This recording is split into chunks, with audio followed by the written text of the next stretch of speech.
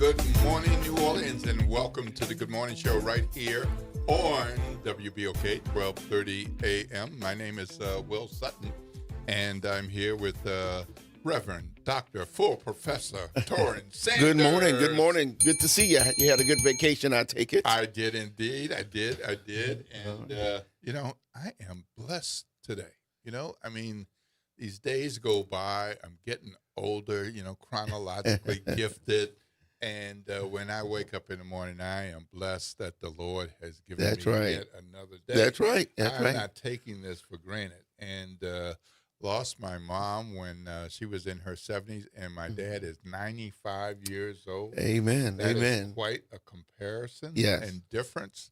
And I want to be here as long as he wants me to be here. Yeah. When he's ready for me to come on home, then okay. Yeah. But, Yeah. No, I had a while I'm here. I had a similar thought not too long ago, and my father on April 5th turned 91. Oh. And and my mom this June, Lord willing, will be 89. So she told us already to start planning her 90th party. All right. So yeah, that's a blessing. Old age, longevity. Yeah. And with most of us have a couple of biological parents, Mm-hmm. and so you don't know whose genes you pick up more. Yeah. For this or for that. Like one side of my family has a tendency for the males to ball early. Yeah. And the other side has a tendency for the males to have hair all the way to the end, and then the whole skin color thing. But longevity is one of those things. Sometimes on one side of the family, it's historical that you might lose people in the 60s and the 70s, and the other side, you have them lose them in the 80s and the 90s. Yeah, a lot of discussion now about retirement with all the baby boomers retiring or almost have retired. Really, I'm kind of at the end of the baby boomer era, Right. But the whole idea of retirement, I don't think, there's a lot of studies now saying don't retire in the sense of, just stop doing everything. Right.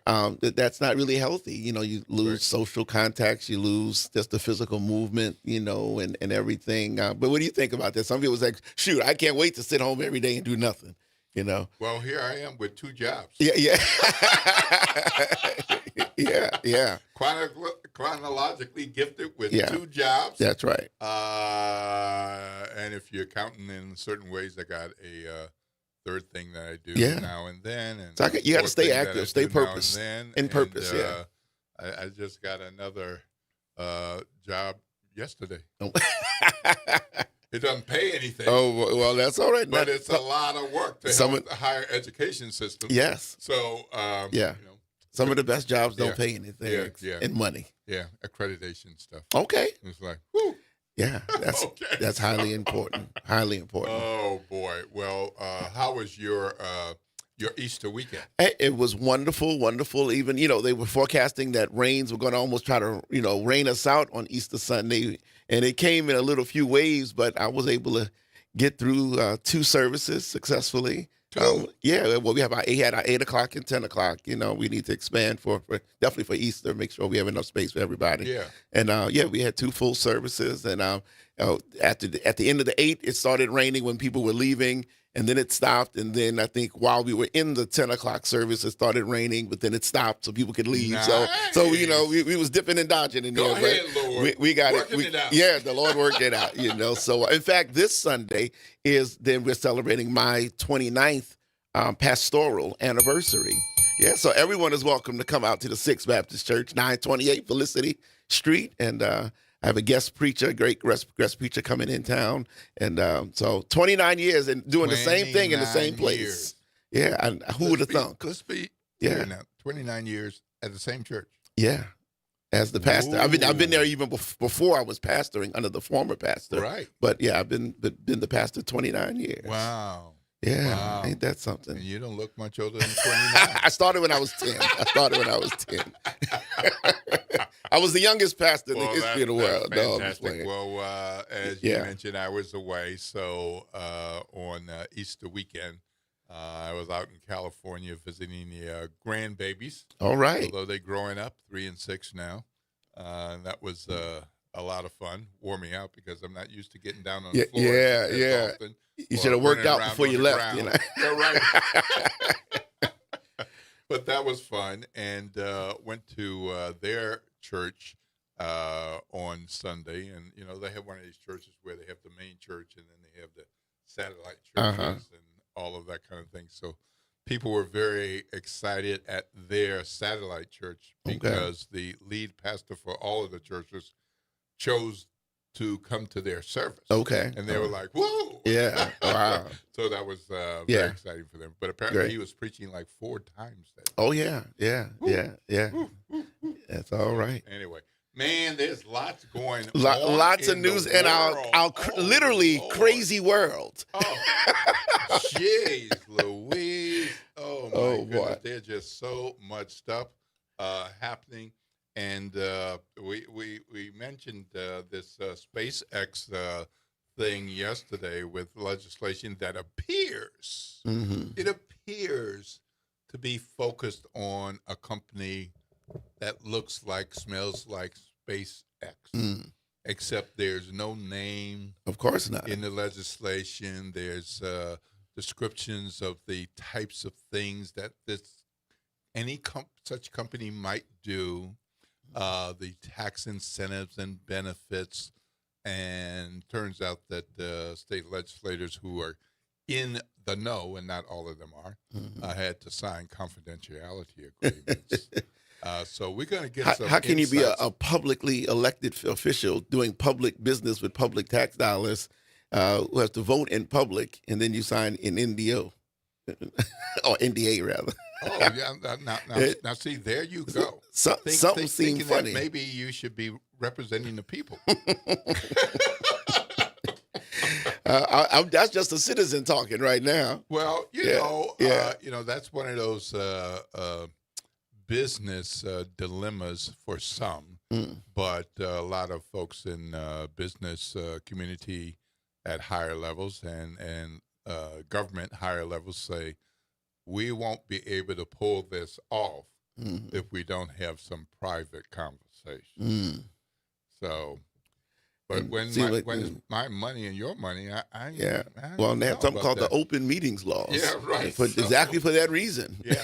So we're gonna let the sun shine in. Yeah, we're going to hear from the Times-Picayune, NOLA.com's Stephanie Rigo during the show, because she broke the story. Wow. And we're going to learn some more about that. And that piece of legislation moved through the legislature yesterday. Okay. So this is fresh and hot, and we're going to learn more about that. We are definitely going to be looking at the ceasefire. Man, yes. The president was blasting the Iranians with his social media Iran message. still has their bridges and power plants as of now. Yeah, all of what's left of their civilization. Yeah, that the president said that he was going to get rid of. So, but more about that. Yeah. Well, I'll reserve my comments later then for that. And there's more. So stay tuned. It's 7:10 a.m. If you got to be somewhere at 7:15, you got 5 minutes. So I hope you're on your way, and I hope it's just a few minutes away. And if you are driving nearby or going to a school, please, the speed zone limit is 20 miles per hour around them schools. So be safe. Keep our babies and kiddos safe as they go to school. Keep yourself safe. And watch out for the crazy drivers. I know that's not you. But don't become one of them as you decide I'm late, I got to put on my makeup or trim my mustache in the car. Don't do that. All right. Well, it is 7:11 a.m. and we're going to take a break. We welcome your phone calls. Pastor Torn, what's that phone number? That's 504-582-9422. 94.22. This is WBOK, 12:30 a.m. What New Orleans is talking about All day long. All day long.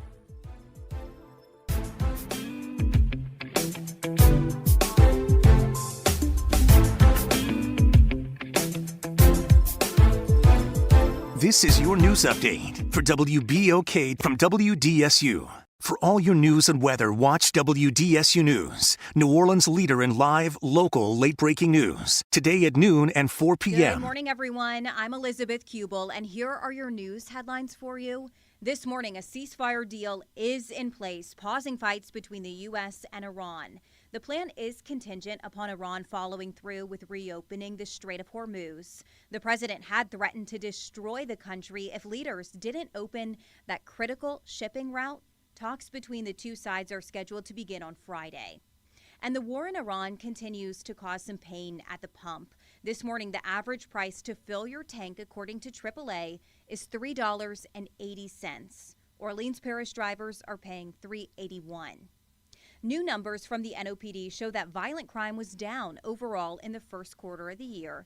They say that there were 20 reported murders, down by 7 compared to 2025, not including the victims of the Bourbon Street terror attack. And the NOPD says there were 45 non-fatal shootings this year, which is an increase of 2 compared to last year. Armed robberies were down by 5 compared to last year. That is a look at your headlines for you. I'm Elizabeth Kubel for WBOK. Have a great day. Late everyone. nights are made for chillin', and you can do just that every Sunday night at 10 p.m. as DJ Wick brings you The Love Zone. It's the perfect way to top off your weekend with your favorite old and new school ballads. So sit back, relax, and let DJ Wick take you to the Love Zone on WBOK and on the World Wide Web at WBOK1230.com. Good morning, wake up. The Good Morning Show. Good morning. On WBOK.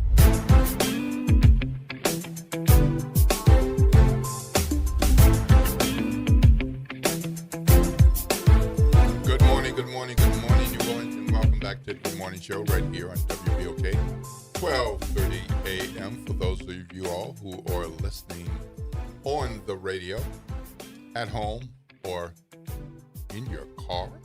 You still got an AM radio. My favorite way to listen. I got it. Yeah.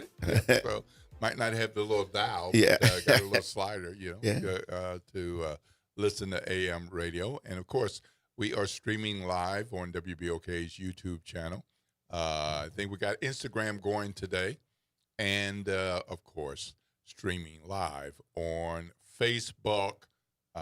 Hey, Facebook fan, we can't see you, but I know you all can see us. We appreciate your tuning in, as so many of you always do.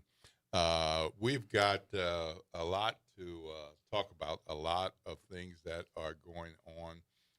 One of those things was the ceasefire, and that's a big international deal, and we're going to be getting into conversation about that in just a few minutes. I did want to bring you all up to date on some of the news that includes there were some Arabi roads blocked after a Norfolk Southern train and car collided.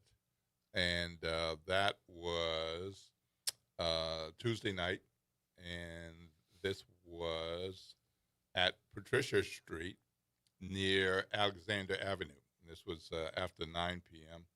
The train was blocking Judge Perez Drive and Patricia in both directions as of 9:30, and people had to go to St. Claude Avenue or Parish Road to enter or exit St. Bernard Parish. Well, that's kind of fascinating. Yeah. I mean, can't enter the parish?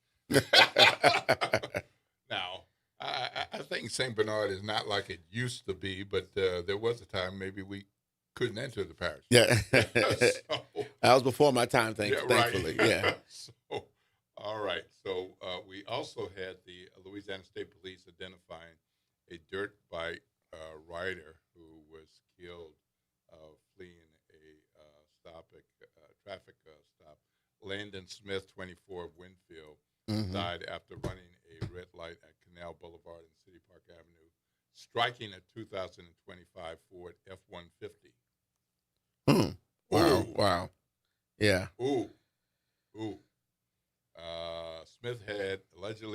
driving his 2021 Yamaha dirt bike recklessly in the French Quarter, leading to a stop on Canal Street. And then he took off. And he took off. Things didn't work out for him. Wow. Yeah. You're not going to outrun the police too often. And you're on a freaking There's more of them than you. and you're on a dirt bike. And you're on a dirt bike. That might seem cool. Yeah. But an F-150. Yeah. With tractor trailer, SUV. Man. Yeah. Pray for that young man's family. Sure, he was out to have a good time, and wasn't able to return home. Yeah. At that point. Now, here's something you don't hear a lot about. What's that? Government officials being charged with malfeasance. Is that the Ville Platte mayor? The mayor, police chief, and other officials. Is that Mamu? Yeah, Mamu. Police chief. Police chief facing malfeasance charges, according to the Louisiana State Police. There are 5 of them. They're accused of accessing state or government databases and sharing protected information with a defendant Oh, boy. in a criminal case. Wow. The question is why? Well, if one person had some bad judgment, but 5 people? 5, yeah. Allegedly. Allegedly. Yeah, allegedly. Well, Yeah. Mamu Police Chief Charles Pat Hall faces 1 count of malfeasance in office and trespassing. I hadn't heard about this. Yeah. Trespassing against computers. Wow. I had Yeah, never that's heard different. of that Yeah, charge, yeah. but it makes sense. Yep. And the mayor, Ville Platte Mayor Ryan Lede Williams, faces 1 count of malfeasance in office. And then you have the police, Ville Platte Police Sergeant Darian Guillory, and 911 Dispatch Officer Jessica Basco, Opolis's police officer Yolanda Lewis. Each of them charged with 1 count of malfeasance in office and trespassing against state computers. Why? Yeah, why? It says to help a defendant. I guess somebody they all knew who was must have been pretty. That's not clear in here, but kind of makes you think that it's a relative or a friend. A relative or a friend. Yeah. I know. We always talked about our voter registration. I see the got deadlines coming up on April 15th. Is the registration deadline for in person or by mail, and then on the April 25th through the Go Vote online system, you have until April 25th. Yeah, GEAUX. Vote. Yes. VOTE. Yes. Always something important here at WBOK. We want to make sure that you are registered to vote there. There are registration deadlines for voting in particular elections, whether special or otherwise, but you can register any day. Yeah, that's right. Any day. That's right. Now, all days are good days to register to vote. That's right. It just might not be in the next election. Yeah. But right now you can vote in the next election. Yeah, if you which go is ahead and- well, early voting I think starts May 2nd. Yeah. So it's right around the corner. Right around the corner. And for those of you all who still get the newspaper, some weeks ago you saw a extra large Times-Picayune with I think it was 8 sections of inactive voters. Oh, it wow. was more than 30,000 people. Now, you can still vote and get back in good stead, but basically that was a warning that you could be purged. And that was just for Orleans Parish? Yes. Yeah, because I don't get a newspaper, so Right. I'm like the children now. Yeah. That's a lot of people. That's a lot of people. Oh, yeah. So we definitely want to make sure that you are aware that check your registration per Reverend Sanders and make sure you can vote. That's right. So look, we're gonna take a break now, and when we come back, we're gonna jump into some world affairs, some global activities, and of course, the United States of America didn't declare war, but the president decided to go to war with the nation of Iran. And so it's been several weeks, a lot of bombing, injuries, death, property destroyed, and there are questions about whether Israel pulled the U.S. in or the U.S. pulled Israel in. But no matter who pulled who in, the U.S. and Israel have been in this thing together. Puts the American-Israeli people in a little bit of a predicament, I think. But let's see what Arnie Philco All thinks. right. Yes. Our friend who's deeply involved with the Jewish community in Greater New Orleans, Louisiana, and nationally, and who has traveled quite a bit. A lot of great insights always. So let's get him in on this conversation right after the break. 7:22 a.m. What's that talk line number? It's 504-582-9422 here on WBOK, 1230 a.m. What New Orleans is talking about? All day long. All day long.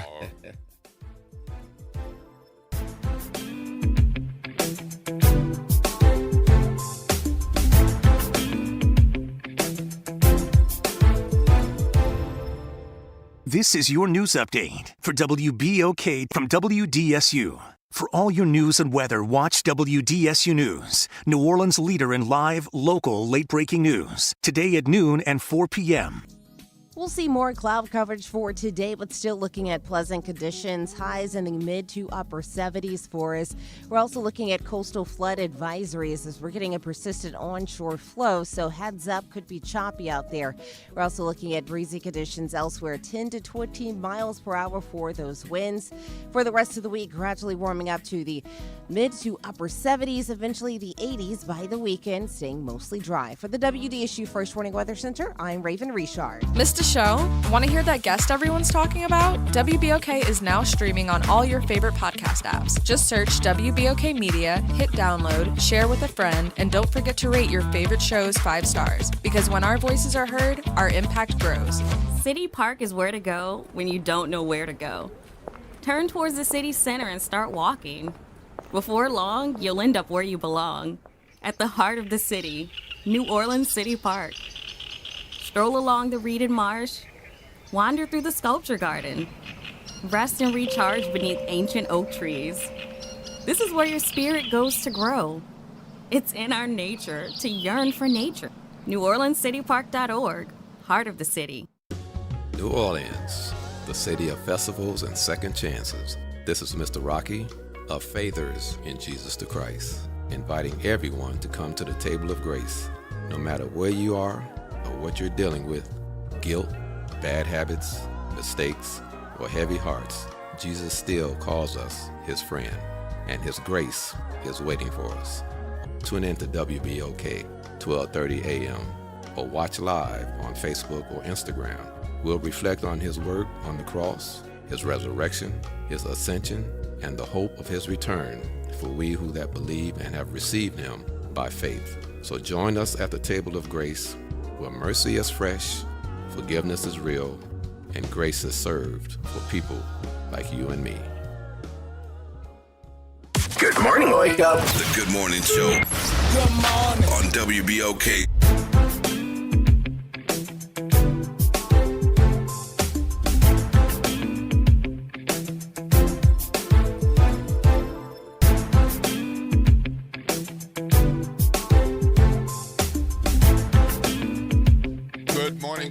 Good morning, New Orleans, and welcome back to the Good Morning Show. For those of you all who have been in tune with us, so to speak, since 7:03, 7:04, 5, 10, 12, or whenever you decided to tune in. And for those of you all who are just tuning in, welcome. You're right on time, because we're about to jump into a conversation with our friend Arnie Philco about the United States and Iran and Israel war, and the announcement of a ceasefire last night. I'm Will Sutton. I'm here with Torrin Sanders, and we're going to jump into conversation now with Arnie.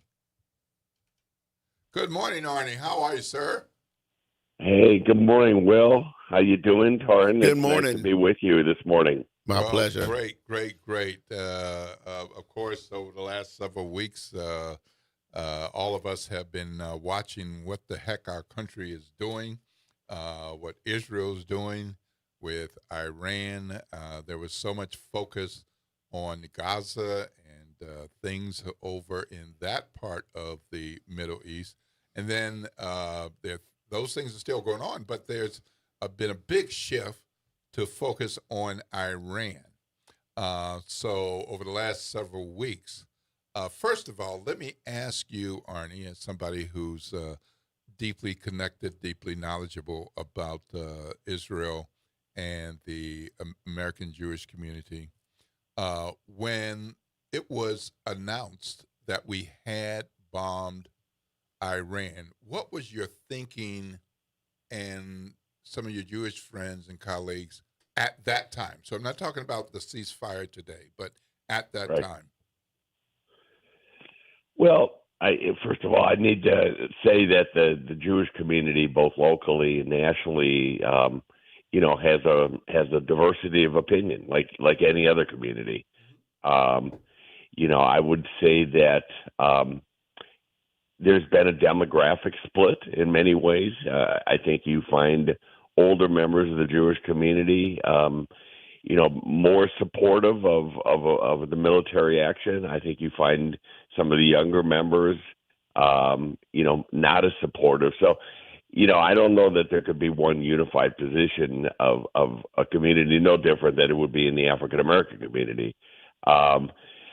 Personally, and I wrote an op-ed about this a week ago. I'm a little bit hawkish. I will acknowledge that to your listening audience. Mm-hmm. I see Iran as an absolutely terrible government, not the people. And we need to separate the people of Iran from the government of Iran. But the government is responsible for literally tens of thousands, hundreds of thousands of deaths of Americans, of their own citizens, of Israelis over the years. And, the one thing that I think everybody agreed upon, the entire global community agreed upon, is that, number one, they cannot continue to do what they were doing, which is to utilize their proxies in Hamas, Hezbollah, militias in Iraq to continue to attack innocent people.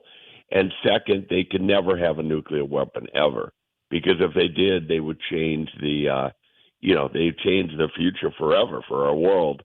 So from that standpoint, I think it was about time that we put an end to this. And it has been 5 weeks. I think that there have been accomplishments. Clearly, there's been a degrading of Iran's military capabilities. I think it's an open question about the nuclear situation. We could talk about that as it relates to the ceasefire. But, look, people need to understand the Islamic Republic of Iran, the government of Iran, is a murderous government that has no problem killing its own people. 30,000+ people were killed in February simply because they went on the streets to protest government and want freedom and democracy. So we're not dealing with some innocent group here. And unfortunately, Israel has been dealing with Iran, for decades, since really 1979 when the Islamic Republic started. So my feeling was, I'm glad we're doing it. I hope we prevail. And as we'll probably talk about, I kind of have some mixed feelings this morning as I wake up and learn more about the ceasefire. Yeah. Well, it looks like the ceasefire is kind of falling apart. Based on some reports, there are attacks in the region. So it looks like some people didn't get the message, or they're not cooperating. It doesn't seem to be a huge break at this point, so it's possible, I guess, that they'll be able to get other leadership factions in line, so to speak, and give the ceasefire a chance. But what's your immediate thinking about the ceasefire today? And then I know Torrin has a question for you. Sure. Well, I think, first of all, it's incomplete. I mean, this was announced at 5:30 yesterday, our time. I think we got to give it a chance. I mean, that's the first thing. I don't think we can judge it good or bad right now. I mean, the proof of the pudding is going to be, what does the final agreement look like? I think the parties are looking to try to get to Pakistan in person on Friday in order to negotiate the points of this. But from what was announced, I don't think it's a very good deal. I mean, I just have to say, what's happening with the nuclear? I mean, 60% was enriched. That may be underground right now, but is that going to be taken out? Who's going to take it out? That's one of the first questions I have. The Strait of Hormuz is another one. We're in a worse position than we were when the war started relative to the Strait. Before 5 weeks ago, the Strait was open and it was open to all countries and it was an international waterway. Now Iran is saying that, well, we're going to open it up under the ceasefire, but you got to come through the Iranian military in order to get your ships through. What are they charging, first of all? I mean, that has to be an open waterway, period, point blank. You cannot have a collection toll, that Iran is collecting $2 million a ship. So that's an unknown question. So the bottom line is, I think we need to take a deep breath this morning. We need to see what the final agreement might look like. And then the other thing that you just asked, Will, is will it hold? I mean, if Iran is gonna stop fighting, and if its proxies in Hamas are going to give up in Gaza, which they're supposed to do, and if Hezbollah in Lebanon is going to stop shooting in northern Israel, okay, yeah, I think that this has the chance for something positive. But if all of that doesn't happen, I mean, we could easily be back in the same place in another week or two. Hey, Arnie, this is Dr. Sanders. One of the things, well, first let me say I'm definitely no expert on Middle Eastern affairs, but I am a concerned citizen like many people, and I have watched this for many years. And one thing, I think a second thing that needs to be said is that this is such a complex issue with so many levels, so many actors, with, whether it's Israel, United States, Iran, and what have you. So, but with that all being said, one of the few, if not only things I probably agree with Trump when he was running for office was the no new wars mantra, because I think everybody was tired of wars. And, a month or more ago, when Iran was first attacked by the United States, Trump claimed that it was devastated, it was decimated, that the nuclear, obliterated was the word I believe that was used. Right, and then where we go several months later, well, now we got to attack them again because they were close to getting nuclear weapons. And so the one issue I guess that's one raise is because, in my opinion, our president is so untrustworthy that it's hard to have, it's hard to garner up support for this effort because you don't know if he's telling the truth, and it more clearly looks like he's lying about stuff.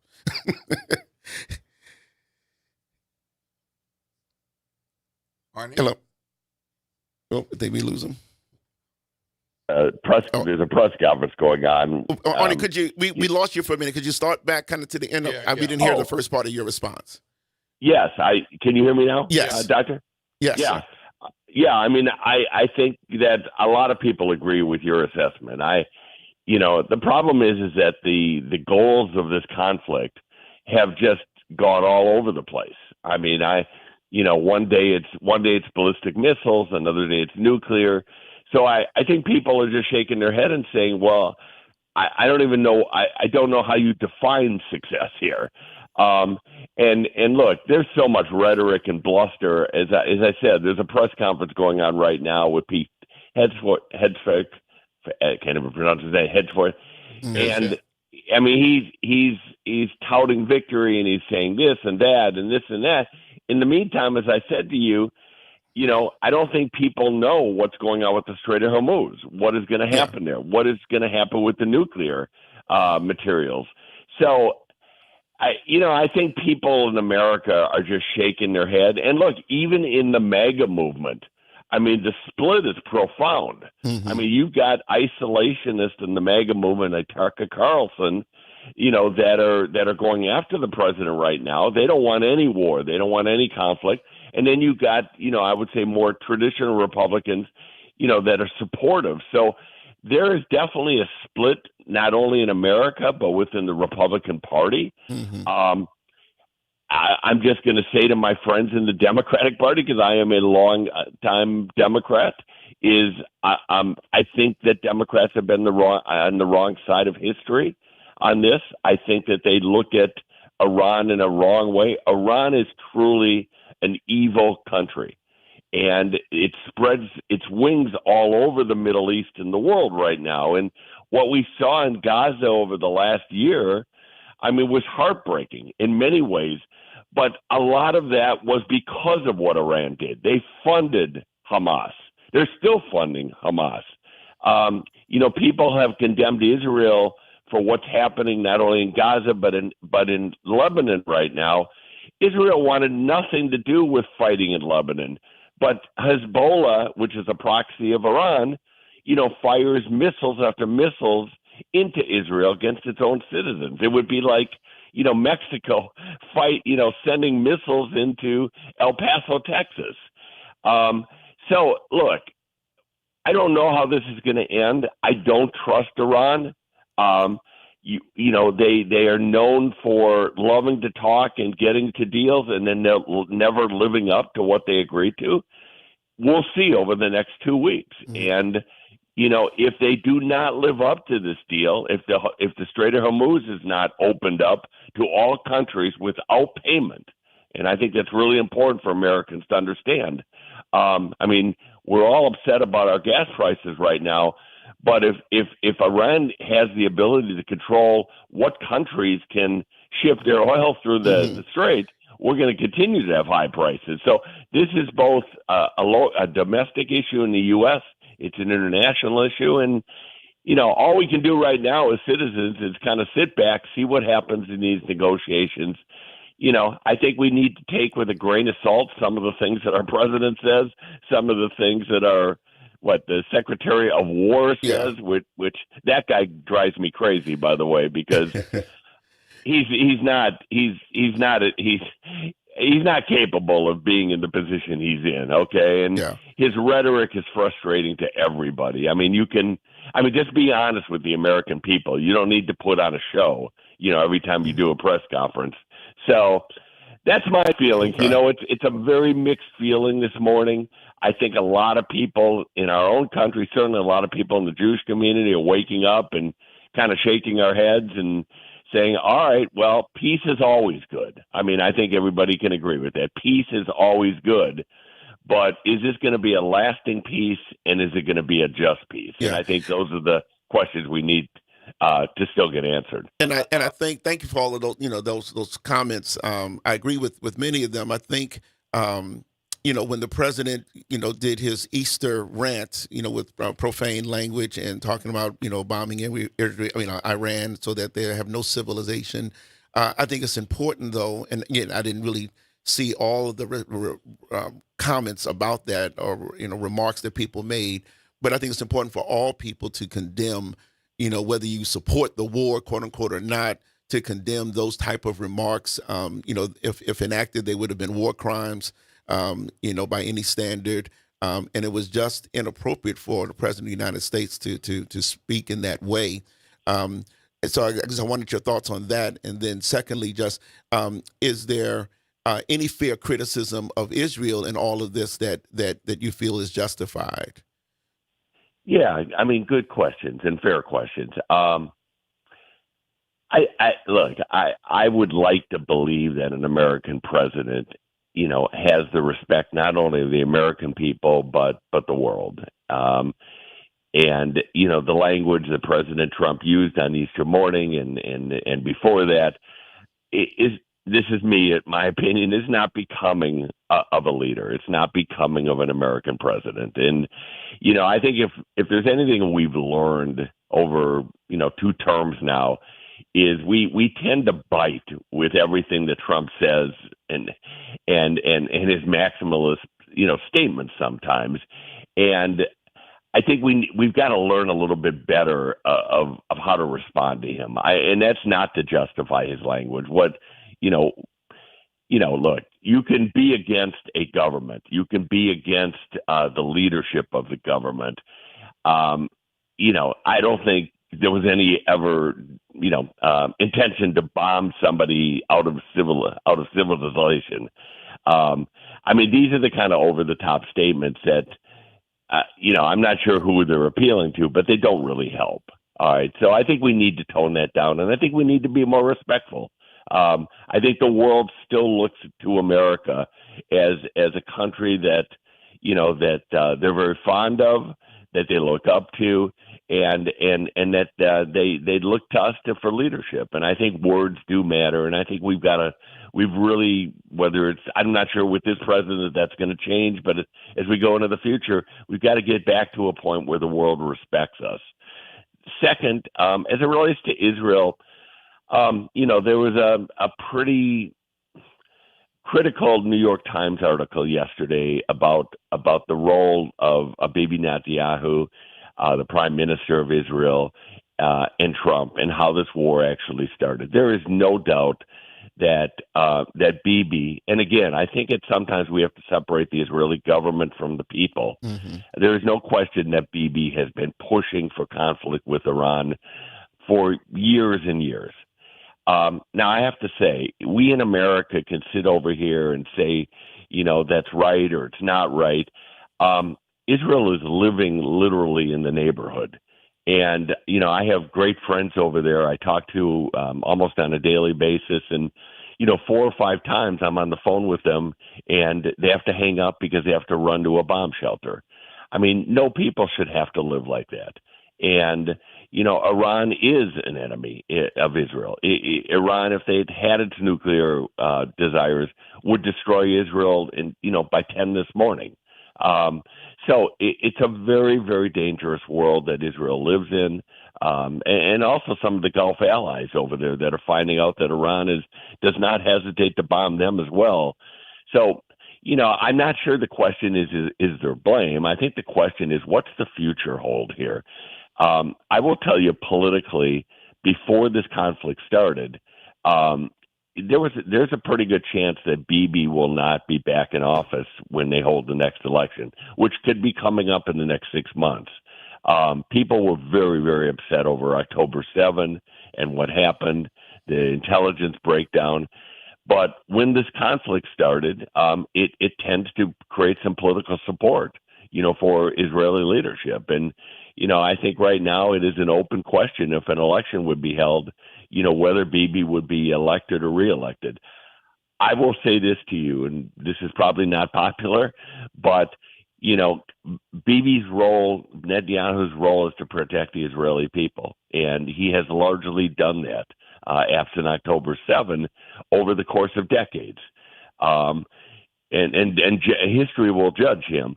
But I also think that it's time for a new leader in Israel. I think that the world reaction to the country, the world reaction to Bibi is at an all-time low right now.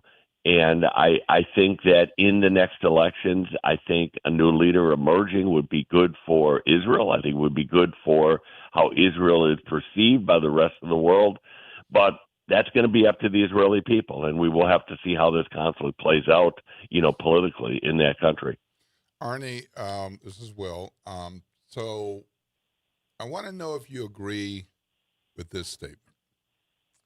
Unfortunately, we have 2 bullies using brute force to their advantage for their respective nations and for their holding on to their political bases. Even where there are divides, they're both looking at this as one way I hold on and move forward is to show force in protecting my people.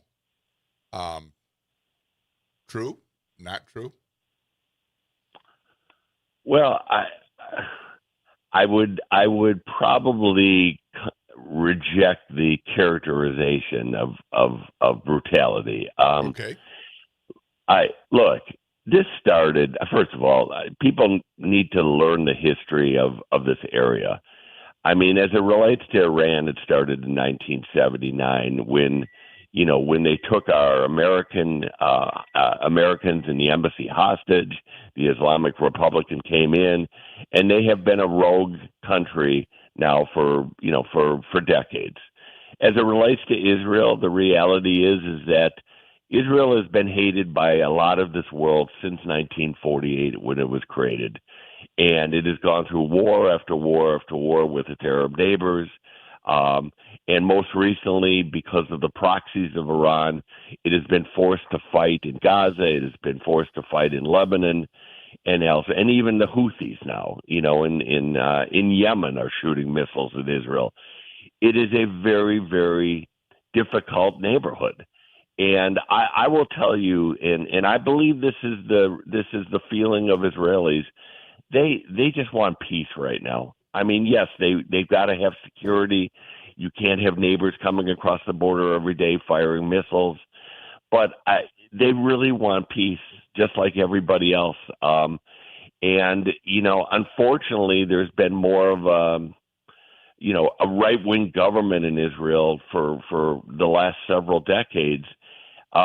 And that may not change, even if Bibi is not reelected. I mean, it's not likely you're going to have a liberal party win election, in the country. But I will say this: there's gotta be peace at some point. There has to be peace between Israelis and Palestinians. There has to be peace between Israel and its neighbors, of which we've made great progress, by the way. I mean, one reason that Iran has started this a year ago is Israel and Saudi Arabia were very, very close to a peace deal. Yeah. That is the future of the Middle East. I believe all of these Gulf countries, maybe because of economic concerns, they would like to have good relations with Israel.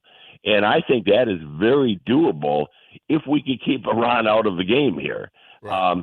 And I'm probably, I'm more optimistic than others on this, but I think that there's a pathway for peace between the Palestinian community and Israel. You're going to have the right leaders. They're going to have to be bold and courageous. But look, there should not be continued fighting between Palestinians and Israelis. We are literally cousins. No different than Ukrainians and Russians fighting each other. Yeah. And we've got to find a pathway to that peace, because that peace, along with Middle East peace of the other Arab countries, is something that would be very, very positive. Arnie, we're going to have to take a break. You have a few more minutes to stay with us? Sure. Okay. All right. We're going to take a break, and then we got some folks who want to join the conversation, so we're going to get to them right after the break. It is 7:49 a.m. I'm Will Sutton with Torrin Sanders and Dr. Torrin Sanders, Dr. Pastor Torrin Sanders, Dr. Full Professor. Oh, stop. Torrin Sanders. And this is the Good Morning Show. We're going to take a break, and when we come back, we'll have more conversation with Arnie Filko about the Iran war, the ceasefire, and next steps, and we'll be taking your calls. If anybody else wants to join in our conversation, 504-582-9422. All right, we see you. We're going to get to you, Tamika. Hold on just a moment. This is WBOK 1230 a.m. What New Orleans is talking about all day long.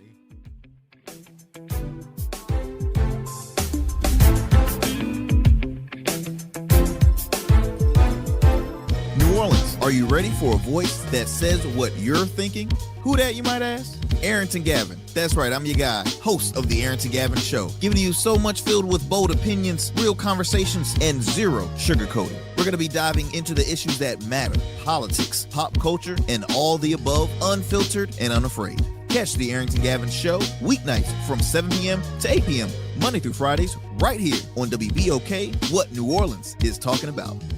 New Orleans is built to host, and at the New Orleans Ernest N. Memorial Convention Center, it is where big ideas, major events, and careers come together under one roof. As the 6th largest convention center in the country with a team recognized as a national top workplace, we are proud to power the events that keep our city moving forward. Our staff of more than 450 brings nearly 3,900 years of combined experience, an average of almost 9 years each. If you're looking for a robust benefits package, career stability, and opportunity, visit mccno.com to explore open positions today.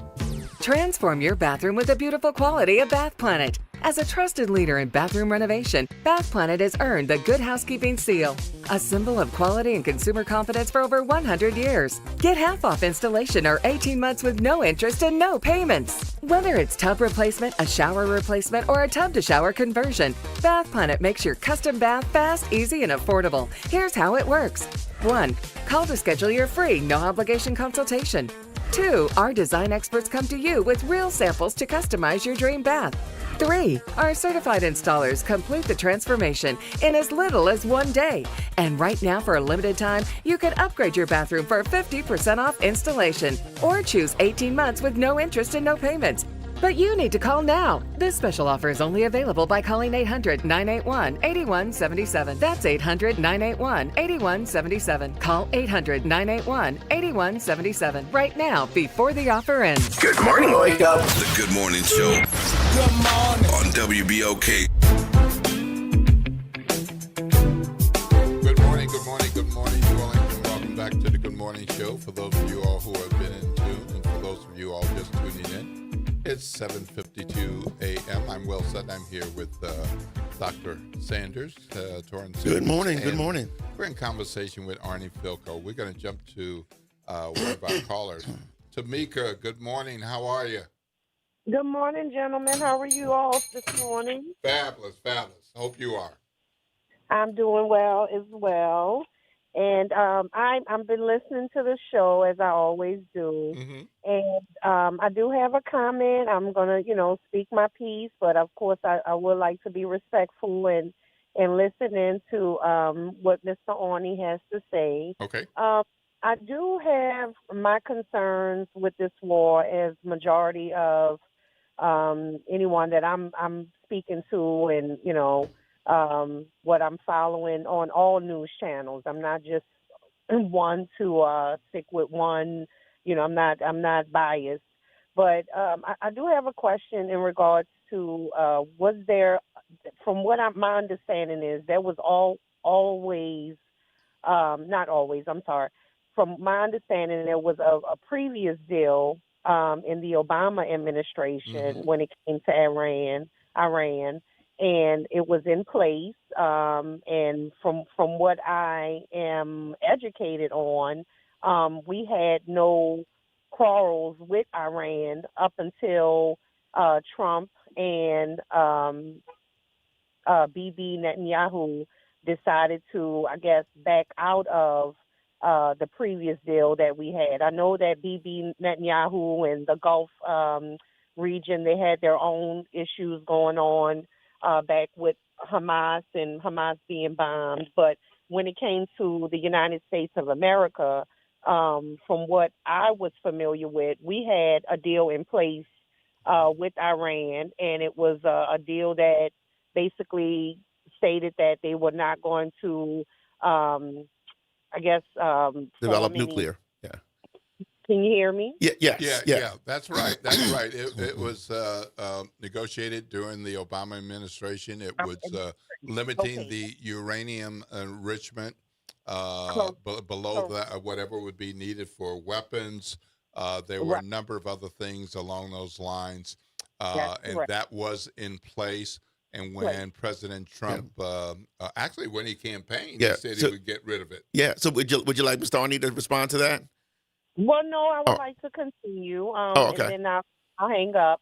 I do not support this law, as majority of, like I said, my fellow family members, Americans, my Jewish friends that I'm, speak to on a daily basis, they are not for this war. I think that,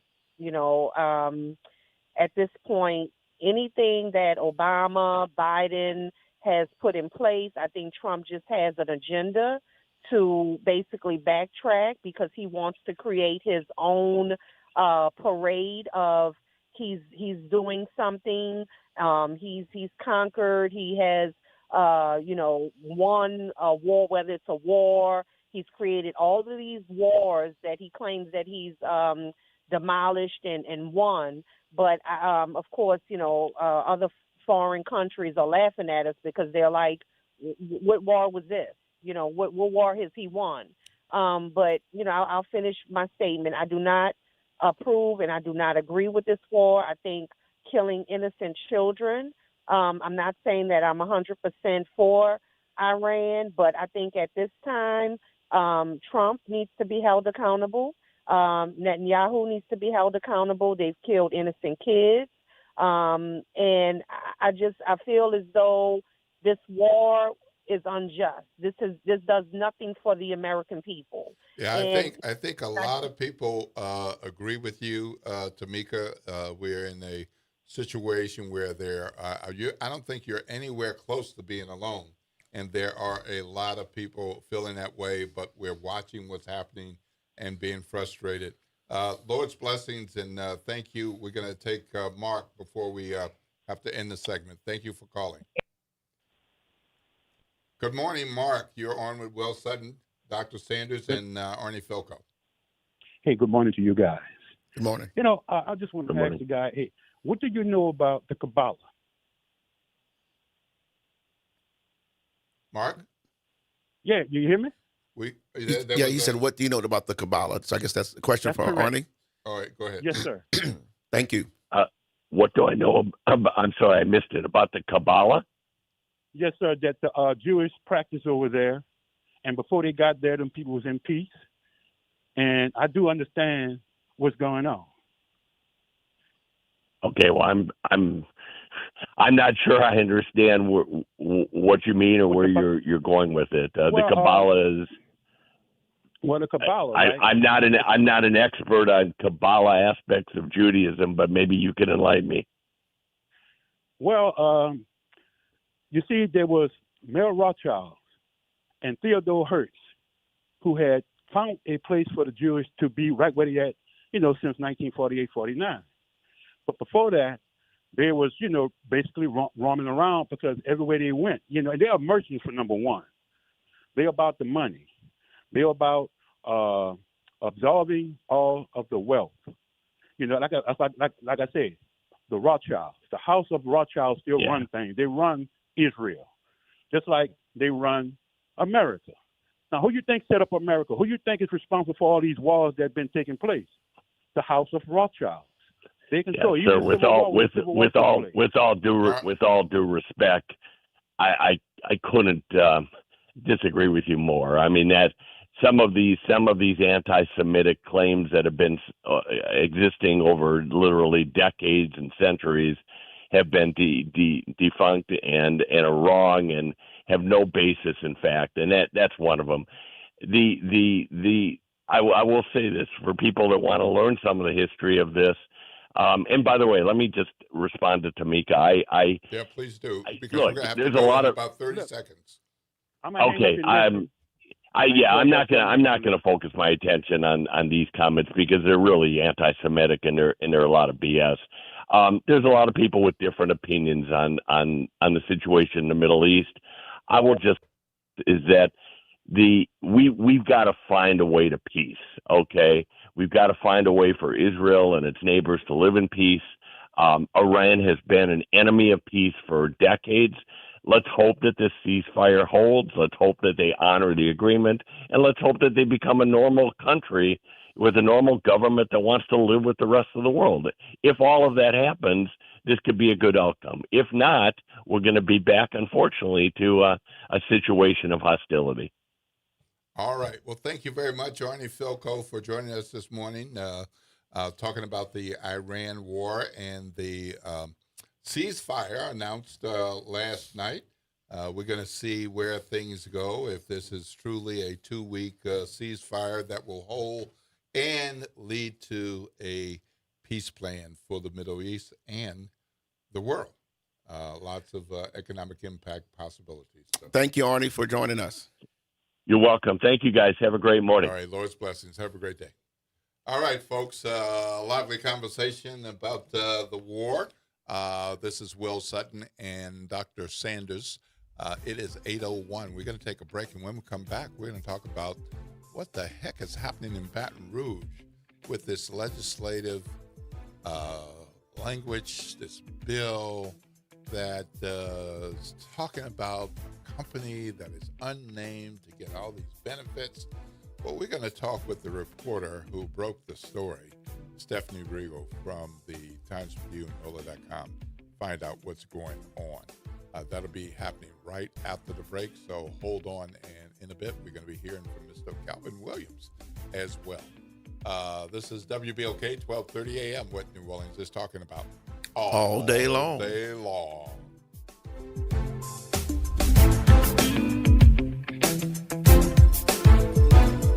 WBOK New Orleans, home of the Good Morning Show, 7 to 9 a.m. weekdays.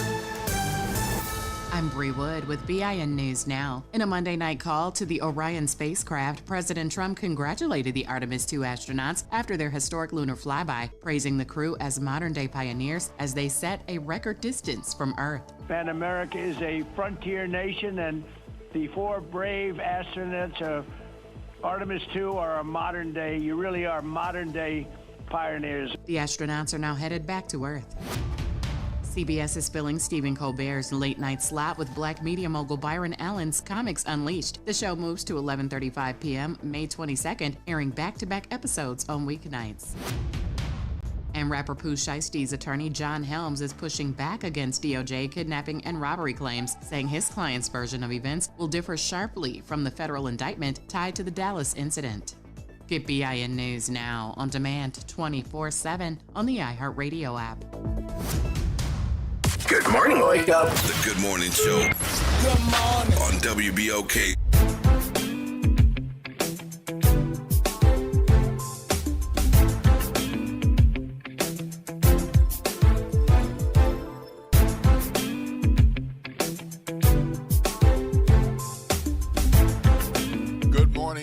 Good morning, New Orleans, and welcome back to the Good Morning Show right here on WBOK, 12:30 a.m. Of course, we are streaming live on WBOK's YouTube channel and on Facebook Live as well. I'm Will Sutton. I'm here with Dr. Torrin Sanders. Good morning. Good morning. Great conversation. Quite a conversation about the war. I just wanted to jump in right quick. I think what Tamika mentioned about the deal that Obama administration did do with Iran. And yeah, Trump did rip that up. He ditched it. And he lied about it recently, saying that Obama just gave over a bunch of money to Iran. Right. That was money that had been held up, so to speak, that had been confiscated, for lack of a better word, or it's repatriated back to Iran as part of the deal and everything. And by all accounts, it was a good deal, except for in the opinion of Trump. And so he ripped it up only now to start a war to get a deal that's right now seems like still worse than the oil can't get through without Iran's permission. Well, that's one of the key points in their Iran proposal to agree to go into the ceasefire agreement period. Yeah, so, is we will keep control. So who won this one? Who won this round? So it's like, okay. Yeah. So anyway, we're moving on. All right. Well, we're going to jump into a conversation and find out about the state of Louisiana's economic development moves, and we've got a special piece of legislation that Stephanie Riegel of the Times-Picayune, NOLA.com, The Advocate, found out about, and she's going to join us right now. Good morning, Stephanie. You're on with Will Sutton and Dr. Torrin Sanders. How are you? I'm fine, thanks. Thanks for having me on. Absolutely. Good morning. Absolutely. Well, you broke this story about this unnamed company that has some legislation moving through Baton Rouge, and they would achieve great benefits. But having read your story a couple of times, sure sounds like SpaceX to me. What's the deal? I mean, no, we don't know who it is, and I don't want to say that it is SpaceX or Blue Origin, Jeff Bezos' company. It really, I heard another name yesterday that, who knows?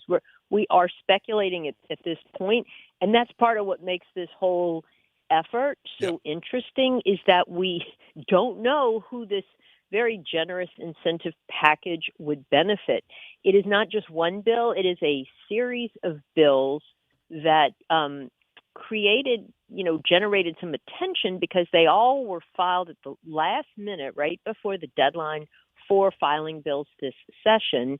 And there were two measures that would give this mystery space company big tax breaks, one on sales tax, local and state, and the other on property tax through the industrial tax exemption program. There is a bill that will be heard today in the House and Governmental Affairs Committee that would basically exempt them from the state's public records law. So none of their documents could be requested by the media. So we couldn't really find out what they were doing. And then probably one of the most controversial bills, there are two of them, but one of the most controversial ones that hasn't yet been scheduled for a hearing, but will presumably be held next week. I'm assuming they wanted to test the waters and get the easy ones out of the way first. It would basically shield this company from all liability with regard to physical harm or property damage or property value diminution with respect to any of their activities, which means just theoretically here, if a company built a rocket launch and it harmed the environment near your home or neighborhood, or it harmed your livelihood, or it caused the value of your home or your business to decrease, you couldn't do a thing about it. And I think this is the fifth one, would prevent local governments or anybody from being able to sue, to seek an injunction, for instance, against the activity. So it's a pretty aggressive, maybe is the word I would use, package for a beneficiary. We don't know who it is, and I think that's why it raised eyebrows. At the same time, I will tell you the two tax bills that I mentioned first were heard yesterday by the tax committee, the House Ways and Means Committee, and sailed through like nobody basically raised an objection. So that kind of tells you, and we know, of course, what the political composition of the legislature is, and this whole effort was at the request of Governor Jeff Landry and his economic development team. Representative Jack McFarland, who is the chair of the powerful House Appropriations Committee, was carrying some of these bills. And he told me Friday, he said, look, I wasn't trying to hide them and drop them at the last minute. This request from the Landry administration came through basically at the last minute, and they asked him just week before last. If he's telling the truth there, and I have no reason to think he's not, that would suggest that this deal has come together kind of quickly, because it's not like something that they were working on weeks and weeks ago, although perhaps, they were. I don't know how far along the deal is. Well, one of the lines in your story that I found particularly interesting is that this effort seems to, quote unquote, mimic things that have been done in Florida and Texas. This is true. What I wanted to do, and I just didn't have time, and I didn't want to not be thorough or fully accurate about it. I really wanted to see how these bills compared, like line for line, with the ones in Texas and Florida. But to be sure, it is true that Texas and Florida, Texas more than a decade ago, and Florida, I think just in 2023, passed some very generous bills similar to these that do give a lot of protection to these aerospace companies. And just to play devil's advocate for a minute, you could say, well, look, this isn't the only industry that enjoys some of these protections. They do defense work, many of these companies, and more we're seeing private aerospace companies that do have defense contracts. NASA is getting away from doing certain things and handing it off to the SpaceX's and Blue Origins and Fireflies and many other companies whose names I'm just getting up to speed on. So this is a new and emerging industry, and it is true that there are more private companies getting in the business, but it just seems like it raises a lot of interesting, political, philosophical questions when you're talking about how you debate giving away public tax dollars and, these huge public concessions to a private company, and you don't even know who the private company is or what they are promising to bring. And that's really the issue. But nobody in Baton Rouge, at this juncture at least, seems interested in debating that. Well, first, Stephanie, I want to thank you for being a real journalist in these difficult days. You're kind. And for, living out the freedom of the press, because I know this probably won't be easy as this story progresses, as you to continue to, give us the truth about this. But the only thing I would push back on you is that even though it's a part of politics, when people know something is going to be highly controversial, to do it at the last minute. And so that is part of the strategy. So I don't think this is in any way a last minute thing. That is part of strategy. All I'm saying is I hear you. That's what he told you. That's what he told you. He was very gracious to even talk to me about it to the extent that he did. Oh, yeah. What this called to mind very much, and it raises, like I said, bigger issues, is the way the Meta data center deal went down 2 years ago during the session in a similar way. And I think y'all wrote an editorial about it.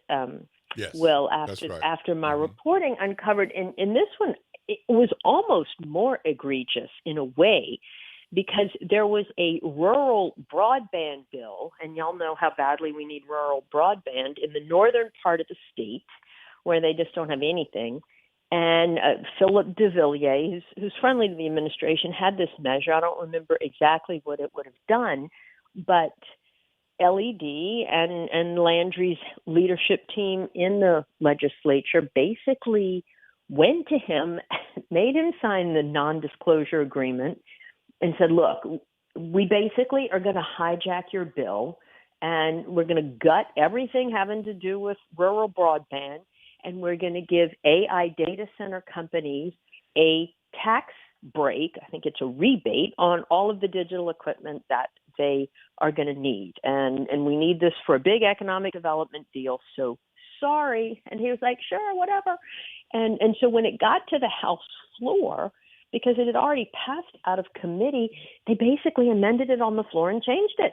And it was one of these kind of quick, oh, no big deal, kind of sleight of hand things. And I think one person asked a question. I think I went back and watched or read the transcript or something. It was sort of interesting, but it basically went unnoticed. And so, and then that was how we got this law that Meta had said we needed to have if we wanted to land this data center that, of course, they now are building in Richland Parish. This package of bills at least spells out from the outset what they're trying to achieve, which is to create incentives for aerospace companies. So they're not pulling a bait and switch. They're just saying we want to give these massive tax breaks and other concessions to a mystery company that's going to build or launch or service rockets, perhaps in your neighborhood. Yeah, what most disturbs me, I mean, our state already unfortunately leads the country or has led the country in the giving away of tax breaks, to companies, in dramatic numbers, even though we're still quote unquote a poor state, but we give away a ton of money. But to me, what's more egregious, as you mentioned, is the lawsuit. Protection, liability protection, those types of things, the public records request, because journalists and others rely on getting access to information in order then to either write about it and expose it, which can go a long way in terms of stopping bad things just by public knowledge of it, but then also to be able to go and seek relief in the courts. And so it's right, they're already telling us, telegraphing for us that, hey, we're going to do some stuff that y'all ain't going to like and that's going to hurt you. And so we're going down the road already, and so making sure that it doesn't affect us. And so that is deeply troubling, and to have publicly elected officials participating in that. And did you mention that elected officials are signing in NDAs? Well, sure. Yeah. I mean, the legislators that are behind these bills have signed the NDAs.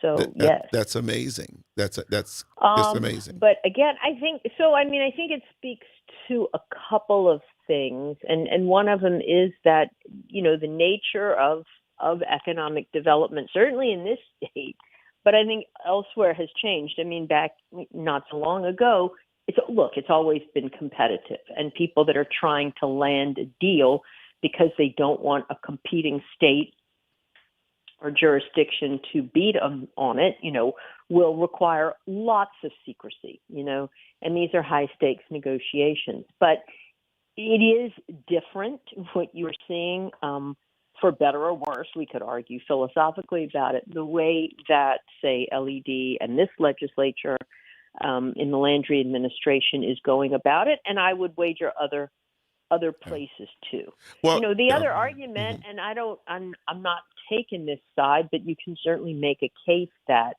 like with data centers, these things are going to go somewhere, and Louisiana is a poor state that needs jobs, and so under this administration, they want to pull out all the stops to attract as much industry. And certainly, I mean, look at what we have. Again, for better or worse. And I'll tell you, but I mean, a steel mill in Ascension Parish for Hyundai, or, data centers, and now maybe aerospace.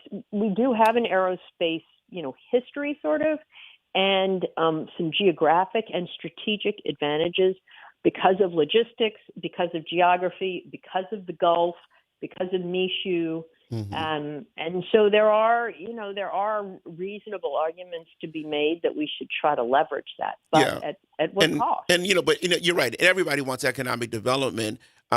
Together New Orleans and Together Louisiana years ago did some work dealing with this. The industrial board, it's ITEP, that gives the tax exemptions. And what we found was that many of those tax exemptions did not produce the jobs that were stated. In fact, very few of them actually did, in spite of the giving away of a lot of dollars. And then the other piece, like, for example, all of the petrochemical companies in the corridor, the Cantor Alley, many of them said, they were going to give jobs and to the local people, and very few of the local people really have jobs that really matter and that kind of thing. So we have to look at those aspects of it too. Who actually is going to get the jobs? Is going to be current Louisiana citizens or other people coming from other places to take those high-paying jobs more than likely, because is our workforce even trained to really get the bulk of those jobs? And then the other piece is, at what cost in terms of environmentally and other ways.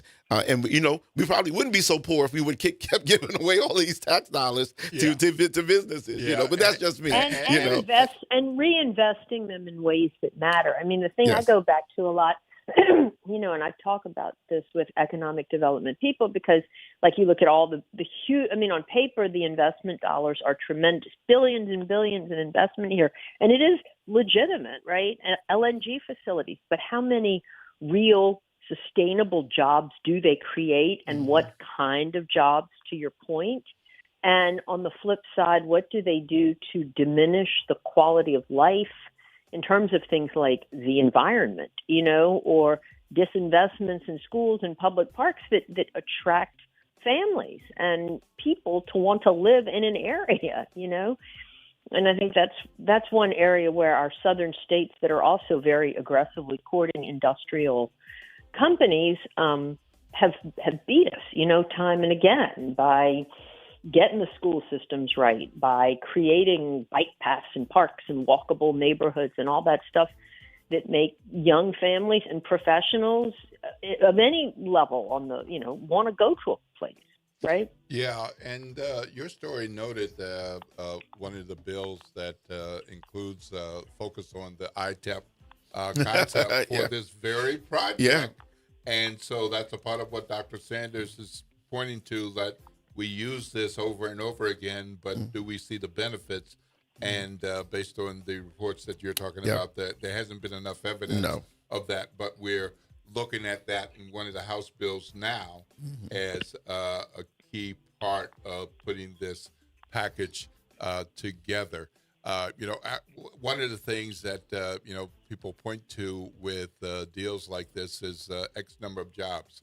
And at this point, it appears, Stephanie, that we don't even know how many jobs might come with this or what kinds of jobs. But in aerospace generally, I believe it's correct that you don't have great diversity, but there's somewhere between 7 to 10% of the employee staff overall that is diverse, Black and otherwise.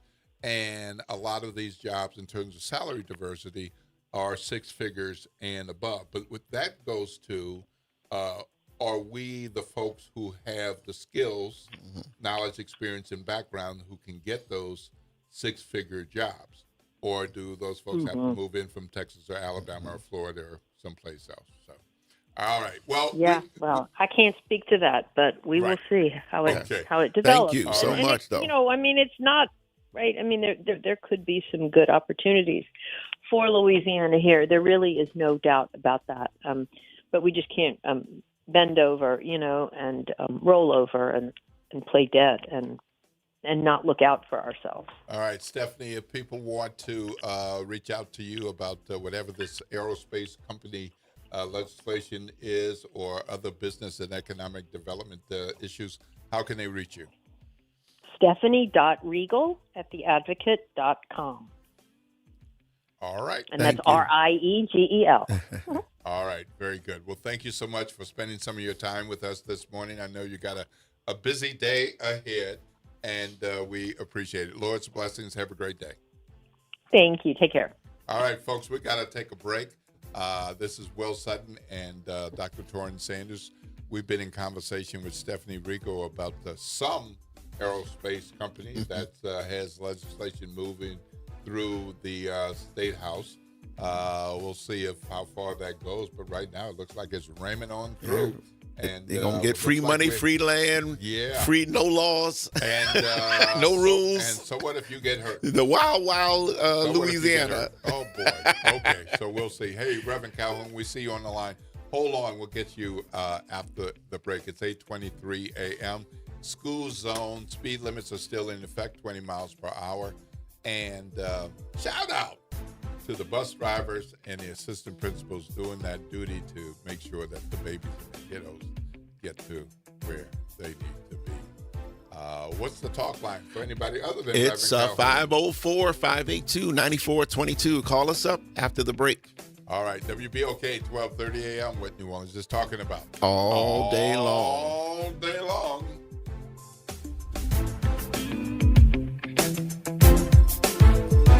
This is your news update for WBOK from WDSU. For all your news and weather, watch WDSU News, New Orleans' leader in live, local, late-breaking news. Today at noon and 4 p.m. Good morning, everyone. I'm Elizabeth Kubel, and here are your news headlines for you.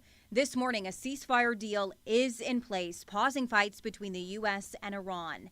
The plan is contingent upon Iran following through with reopening the Strait of Hormuz. The president had threatened to destroy the country if leaders didn't open that critical shipping route. Talks between the two sides are scheduled to begin on Friday. And the war in Iran continues to cause some pain at the pump. This morning, the average price to fill your tank, according to AAA, is $3.80. Orleans Parish drivers are paying $3.81. New numbers from the NOPD show that violent crime was down overall in the first quarter of the year. They say that there were 20 reported murders, down by 7 compared to 2025, not including the victims of the Bourbon Street terror attack.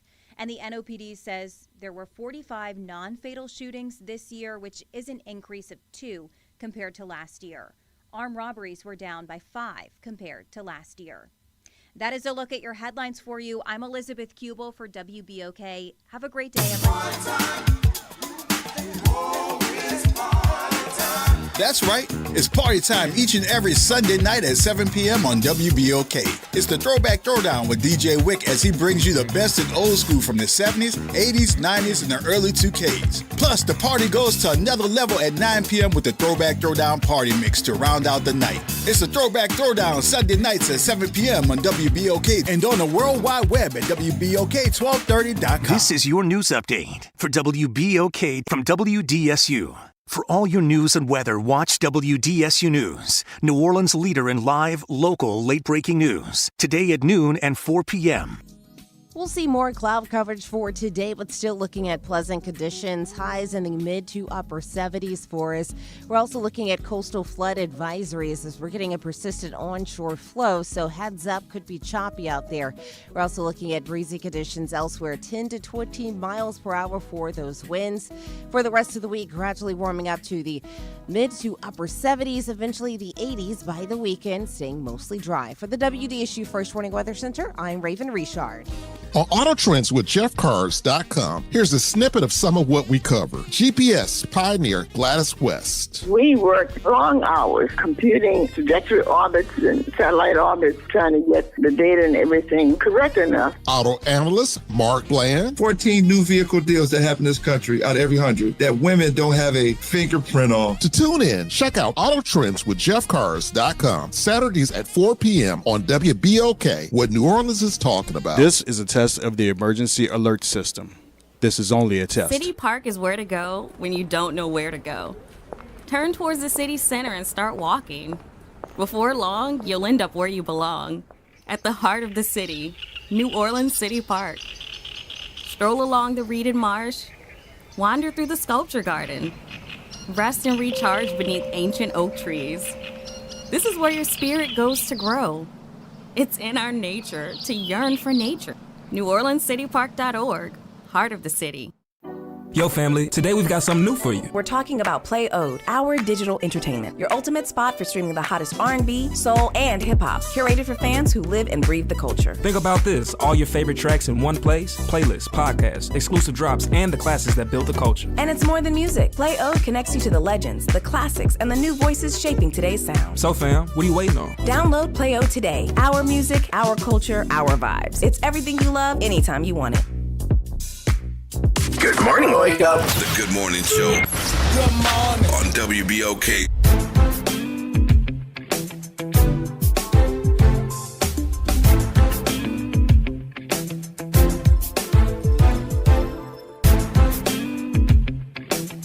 Good morning, good morning, good morning, New Orleans. Welcome back to the Good Morning Show right here on WBOK.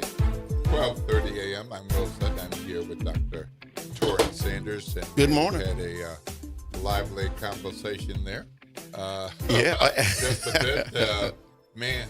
Well, no, but keep your eyes open. Truly thankful for Stephanie Regal, though, and other real journalists in these days and times to, do what journalists supposed to do. She knows Let us know what's stuff. happening. She knows her stuff. Yeah. And that was one of the reasons I wanted her to come on and talk to her about it rather than me just take some pieces from the story, because different insights to hear from her about the work and in her own words. Look, we're going to take a quick call, Reverend Calhoun. We got less than 2 minutes, and we've got to move to our next segment. Good morning. You're with Will Sutton. And well, I Torrin just want to know quickly. Good morning to all. Yes. So now we have an administration that's actually crafting law to take away our judicial protections. If SpaceX comes to St. James Parish and decided that they were going to kill the environment that's already dead, that the state of Louisiana supports that. Am I listening correctly? You are, sir, which is why I wanted Stephanie Regal to come on. Because if this is happening with this set, these pieces of legislation, this is likely to happen with other pieces of legislation. And I want our WBOK family of listeners to understand exactly what you're talking about. That's what I'm trying to understand, Will. You're saying now that our administration, state administration, which follows the national administration, that they're here now to take away any kind of judicial protections that we have, from taking our court systems down to wanting to now determine who's going to be judges, and if they don't like the judge, they can remove them. I think that what we're seeing now is way more deeper than what people think.